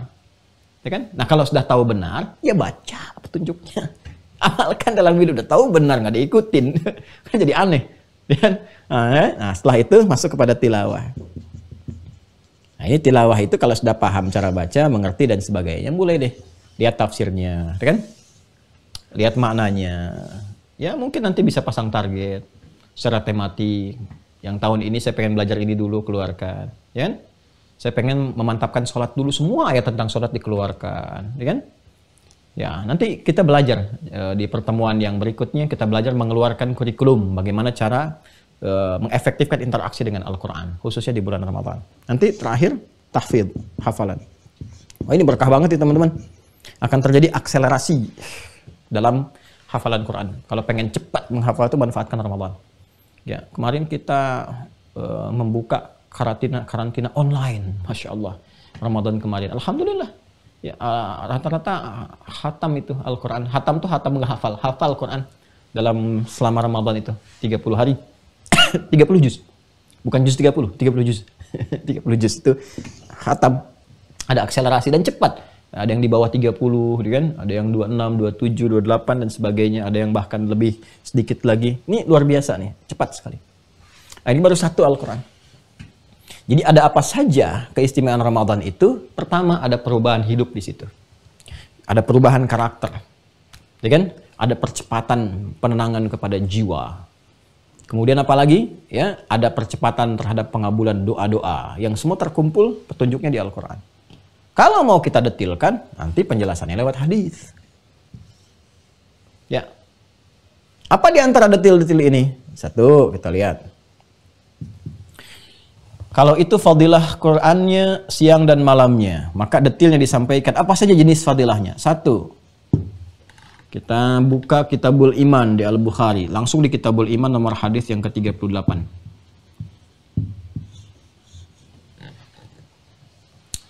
Kita baca ya. Kita kasih bonus satu dulu ya. Nanti supaya dapat satunya lah, supaya bisa diamalkan. Ini Al-Bukhari.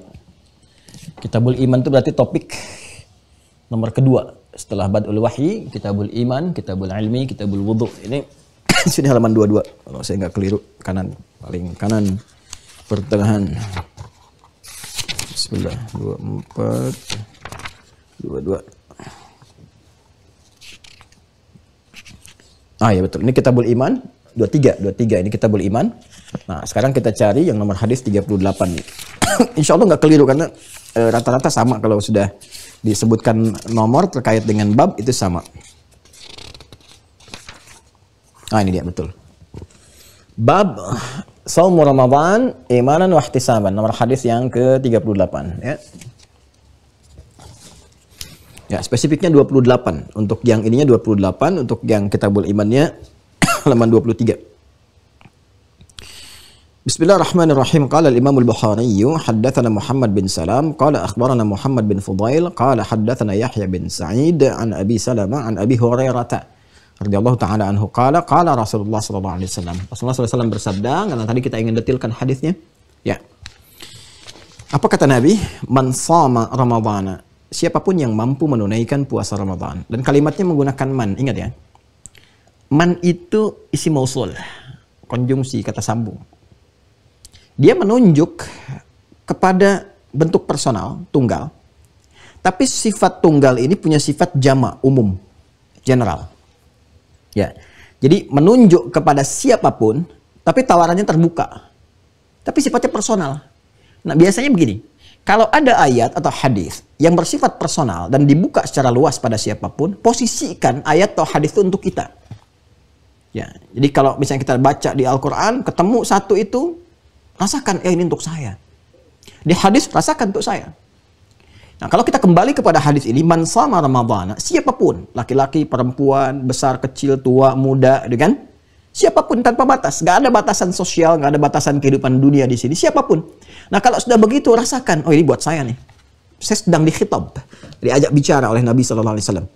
Ya, imanan wa ihtisaban. Dia kerjakan puasanya karena iman, pembuktian imannya. Karena itu panggilan ayatnya ya ayyuhalladzina amanu. Modal pertama insya Allah kita punya. Ya, dengan bersyahadat kan kita beriman dan pembuktiannya lewat amal kan. Ini kita punya nih modal pertamanya. Tapi yang kedua wahtisaban. Ya. Dengan ketulusan, keikhlasan, kesungguhan. Ihtisab itu maknanya banyak. Ya, ihtisab. Bisa ketulusan, keikhlasan, kan? Bisa kesungguhan, keseriusan. Ya, kesungguhan, keseriusan. Jadi ada hasiba yahsabu, ada ihtasaba yahtasibu, ada hasaba yuhasibu. Ya kan? Hisab itu dari hasaba yuhasibu muhasabatan. Dan dihisab. Bentuk percepatannya nanti menggunakan kata hisab. Kalau menghitung biasa tapi teliti hasiba yahsabu. Ya, hasiba yahsabu atau hasiba yahsibu bisa dua. Jadi menghitung secara teliti, secara akurat. Makanya nanti dalam menentukan Ramadan itu ada metodologi juga hisab yang menghitung secara akurat. Ya, termasuk waktu sholat itu kan pakai hisab sekarang. Jam berapa? Itu menghitung secara akurat. Ya, perhitungan secara akurat disebut dengan hisab. Nanti di akhirat ada hisab, hitungan yang sangat akurat. Dan hisab itu dihitung punya nilai berdasarkan keikhlasan dan kesungguhan. Nah, kalau kita ingin gabungkan ketelitian, kesungguhan, keikhlasan, maka gunakan bentuk ihtasaba yahtasibu, ihtisaban. Ya, karena itu di sini kalimatnya man shoma ramadhana imanan wahtisaban. Siapapun yang bisa menunaikan puasa Ramadan karena dorongan imannya, ya, awas iman, bukan karena lihat orang puasa ikut puasa. Bukan karena perintah bos puasa ikut puasa, karena dorongan iman. Wahtisaban, dan dia kerjakan dengan ikhlas. Dengan kesungguh-sungguh, sungguh-sungguh serius. Dan teliti dia kerjakan. Lihat hukumnya, lihat aturannya. Ini yang boleh, ini yang nggak boleh, dan sebagainya. Ghufira lahu ma taqaddama min dzambi. Di hari dia puasa itu, dengan sifat tadi, maka Allah akan berkenan mengampuni dosa-dosa yang pernah ia kerjakan sampai detik itu. Masya Allah. Sampai detik itu. Ini nggak ada dapat kecuali Ramadan. Ya, ini baru puasa loh, baru puasanya. Kerjakan, kita mulai, dan kita ikuti sifat ini. Wafat misalnya di situ. Ya, wafat misalnya. Itu dapat ampunan. Ma taqaddama min dzambi. Segala yang pernah dia kerjakan di masa lalu. Ya. Dan tentunya ada iringan-iringan yang harus disertai dengan hal-hal tertentu, syarat tertentu. Seperti hakun adami, kalau ada terkait dengan manusia, utang misalnya lunasin dulu, dan seterusnya. Makanya nanti masuknya di ihtisab. Ihtisab itu nanti kan ada kesungguhan, kan? Ada kemudian di situ ada unsur keikhlasan, ada ikut tertib, tata tertib, aturan-aturan. Dan di antaranya apa? Ada makna juga permohonan ampunan. Permohonan ampunan. Koreksi diri, sifat korektif. Kan hisab itu ada makna korektif, makna koreksi diri, introspeksi. Ya. Jadi saat puasa itu bukan sekedar nahan lapar haus, tidak. Ya, tidak. Nanti saat masuk pedoman kita jelaskan. Ada waktu-waktu tertentu kita berpikir, kita introspeksi, kita beristighfar, kita menyesali, ingat ada masalah dengan orang, selesaikan. Begitu meninggal dalam kondisi baru hari puasa saat itu dan tuntas masalah, ampunan tiba. Itu cuma Ramadan. Ya. Kemudian ini baru siang. Kan puasa itu siangnya. Tapi ingat, Ramadan itu paket, ada siang, ada malam. Kalau puasa itu siangnya, dimulai dari fajar sampai dengan maghrib. Tapi Ramadan itu ibadah paket. Ya, bukan hanya siangnya, malamnya pun ada paketnya yang cuma ada di Ramadan. Apa itu? Qiyam. Karena itu nanti ada hadis nafas dengan ini. Redaksinya cuma beda satu diksi. Yang ini shoma, yang itu qama. Man qama ramadhana imanan wahtisaban, ghufira lahu ma taqaddama min dzambi. Siapa yang mampu menunaikan qiyam, paket malam. Jadi ada paket siang, ada paket malam. Yang nggak ada paket hemat saat Ramadan. Ada paket siang, ada paket malam. Nah, siapa yang menunaikan paket malam Ramadan, dia sholat nih. Dia tunaikan dengan sifat tadi. Karena imannya, dia muhasabah di situ, ya, dia tunaikan dengan ikhlas. Makanya bentuk muhasabahnya kan langsung doa. Allahumma innaka afuwun tuhibbul afwa fa'fu anni. Ya Allah, Engkau yang Maha Pemaaf, pengampun segala dosa. Hamba menyadari hamba berbuat banyak kesalahan, berbuat banyak dosa. Mohon ampuni dosa hamba ya Allah. Kan selak-selak gitu sebelum bangkit lagi. 2 rakaat, tak katakan itu. Ya, baru 2 rakaat meninggal biasanya. Saat kita bertobat seperti itu ghufira lahu ma taqaddama min dzambi. Diampuni dosa-dosa yang pernah dikerjakan sebelumnya. Ya, itu yang terkait dengan hablum minallah, urusan dengan Allah Subhanahu wa taala. Dengan manusia ada potensi juga, ya, selesaikan utang misalnya kalau ada keterkaitan dan sebagainya. Lalu teruskan oleh keluarga bahwa ini telah memaafkan, telah berbuat baik dan sebagainya. Makanya kan wasiat saat seseorang telah meninggal dunia itu kan ada keluarga yang menyampaikan. Ya, dia menyampaikan kepada khalayak kan, lalu mempersaksikan. Itu ada turunan hadisnya dan makna-maknanya. Ya, jadi kalau ada hadis yang luar biasa itu, disampaikan bahwa sahabat itu melewati satu jenazah, marru bil janazah. Jadi para sahabat melewati berjenazah, fa asnau alih. Maka mereka memujinya. Ya, kata Nabi wajabat.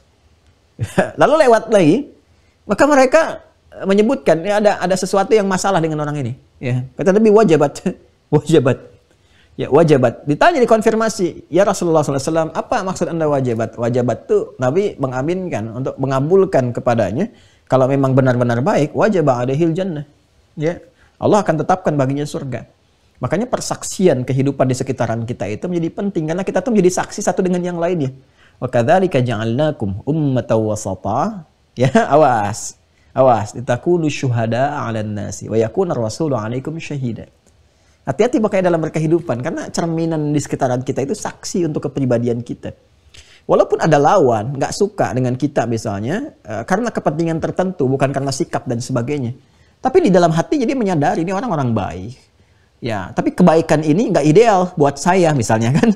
Ya, karena kalau dia terlalu baik, saya bisa terputus di aspek materi, aspek ini, aspek. Jadi membencinya bukan karena keburukan orangnya, tapi karena kekhawatiran ada hal tertentu yang nggak bisa diraih. Dan itu kan kekhawatiran yang diwaswaskan oleh syaitan saja. Tapi dia pada sejatinya, pada dasarnya mengakui orang ini baik. Jadi bersaksi juga. Jadi orang sekitaran kita itu menilai kan apa yang kita kerjakan, apa yang kita lakukan. Nah itu karena itu dalam berkehidupan Ramadan itu cara terbaik untuk mengoreksi itu semua. Ini cuma muncul di Ramadan. Ini baru satu nih tafsirnya nih dari semua ayat yang banyak di Al-Quran.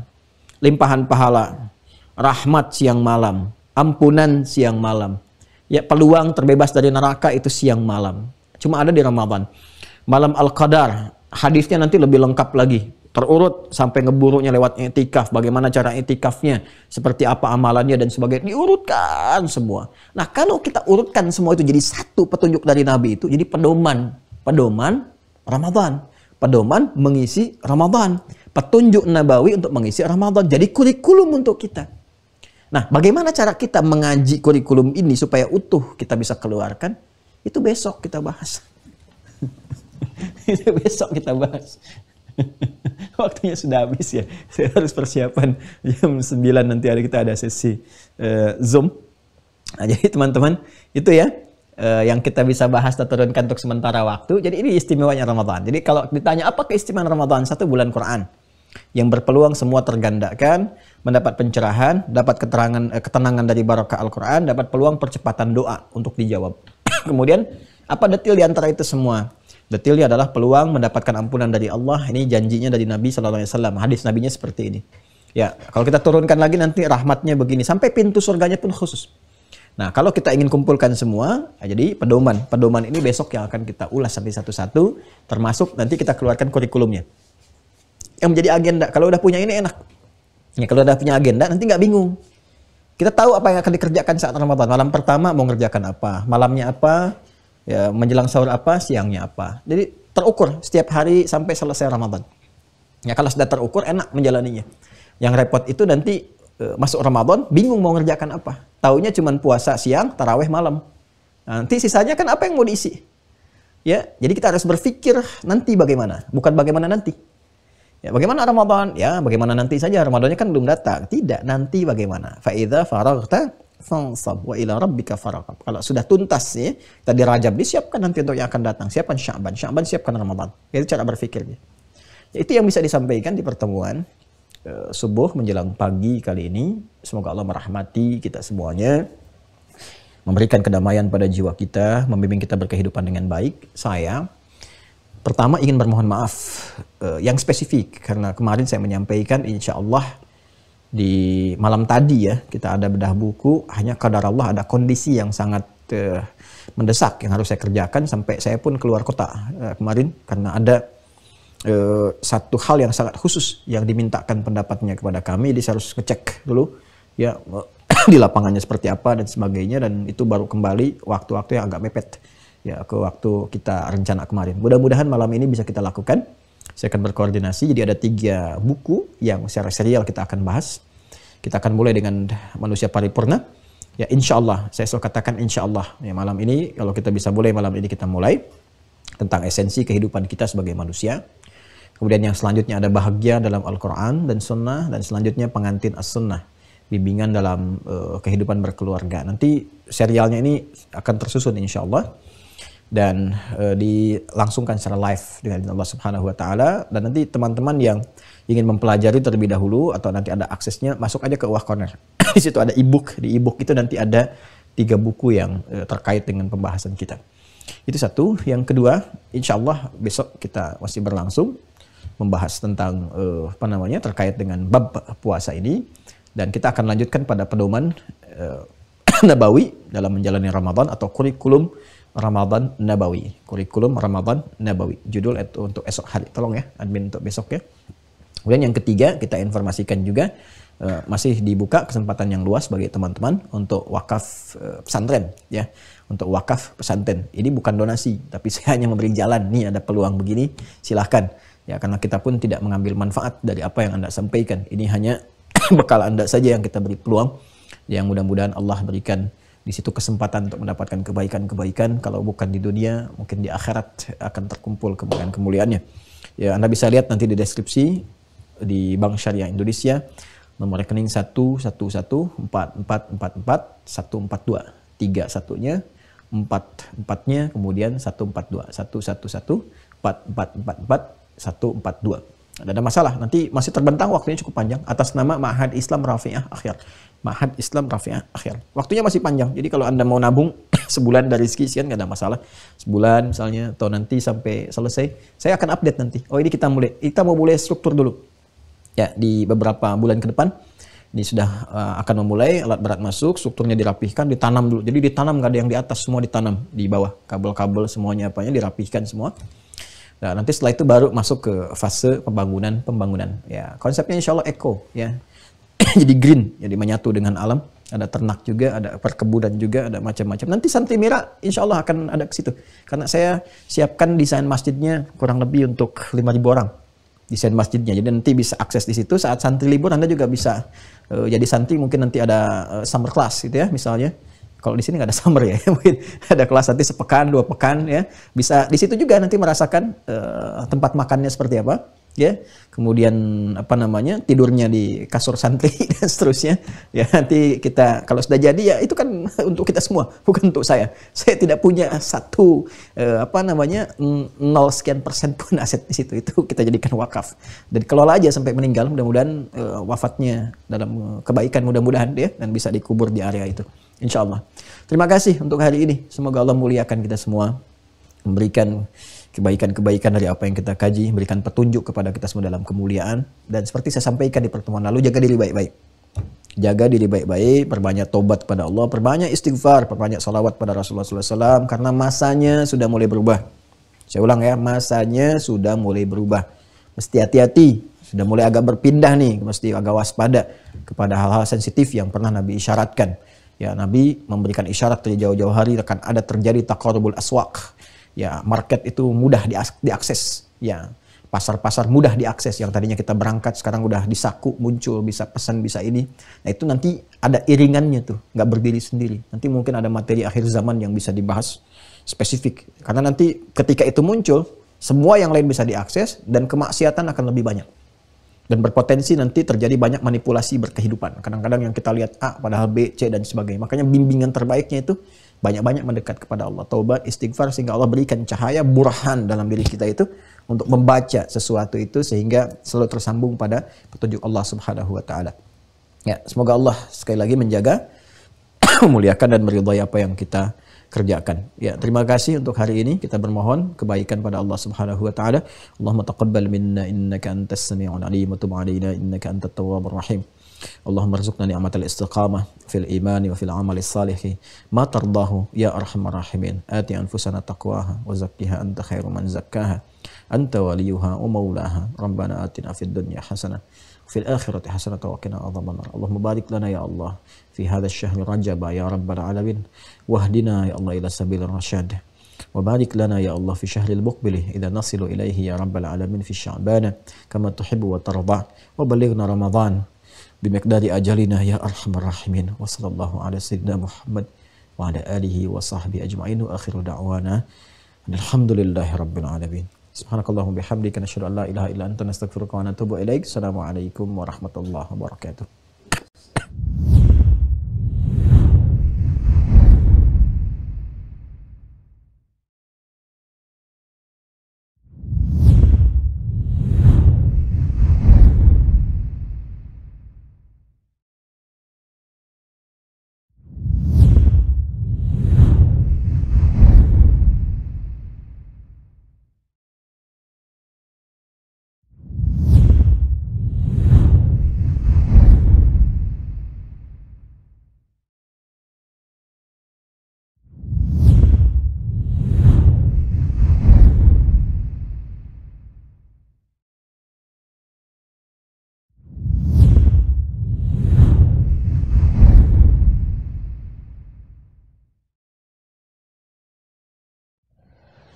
Alhamdulillahirabbil alamin.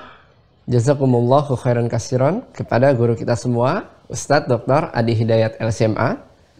Mari kita bermohon kepada Allah Subhanahu wa taala di setiap sujud kita, di setiap doa kita, semoga Allah senantiasa mengampuni dosa dan kesalahan beliau beserta keluarga, memberikan kesehatan dan juga umur yang panjang dalam ketaatan, juga memudahkan segala urusannya, baik urusan dunia maupun urusan akhiratnya. Amin. Dan tidak lupa kita bermohon kepada Allah Subhanahu wa taala, semoga Allah juga mengampuni dosa dan kesalahan kita semua, memudahkan kita untuk bisa memahami dan juga mengamalkan ilmu yang sudah disampaikan pada pertemuan subuh kali ini dan ilmu-ilmu yang sudah disampaikan sebelumnya. Amin. Kembali mengingatkan kepada teman-teman yang sudah terdaftar dan sudah memiliki perangkat belajar Mira Institute, untuk bisa mengaktifkan akunnya, silahkan dicek kembali username dan juga passwordnya pada folder inbox di email teman-teman sekalian.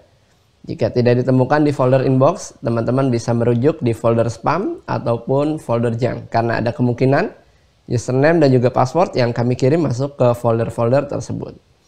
Jika teman-teman sudah mendapatkan username dan juga passwordnya, silahkan login di website resmi Mira Institute, masuk ke mira.quantumakhir.com, lalu gunakan username-nya berupa email dan juga passwordnya berupa nomor telepon yang sudah teman-teman daftarkan sebelumnya.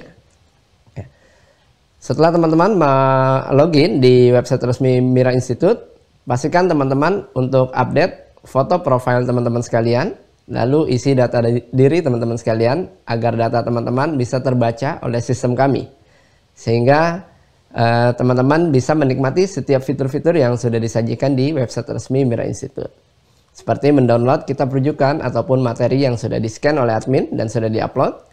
Teman-teman juga bisa mereview kembali video-video pembelajaran di Mira Institute dari awal pertemuan, dan teman-teman bisa mengevaluasi pemahaman teman-teman dengan menjawab beragam macam pertanyaan yang sudah disajikan di website resmi Mira Institute. Ya. Bagi teman-teman yang baru tergabung, kami himbau untuk bisa mengikuti materi dari awal pertemuan secara bertahap dari bab Muqaddimah Akidah, agar pemahaman teman-teman bisa lebih maksimal dan pemahamannya bisa tersambung dan terkorelasi antara pertemuan satu dengan pertemuan lainnya. Jangan lupa untuk bisa mengikuti ujian di setiap babnya agar teman-teman bisa lanjut ke bab berikutnya dan mendapatkan kesempatan untuk sesi Zoom bersama guru kita, Ustadz Dr. Adi Hidayat LCMA. Bagi teman-teman yang sudah tergabung, kami himbau untuk bisa join di grup resminya Mira Institute yang ada di Facebook dan juga Telegram. Sesuaikan namanya seperti yang sudah tertera pada layar teman-teman sekalian, agar teman-teman bisa mendapatkan informasi terbaru seputar kegiatan di Mira Institute.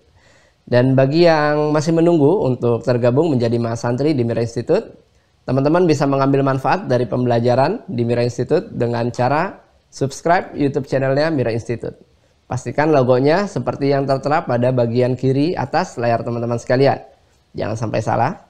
Dan bagi teman-teman yang ingin mengetahui video-video terbaru dari guru kita, Ustadz Dr. Adi Hidayat LCMA, teman-teman bisa mensubscribe YouTube channelnya Adi Hidayat Official.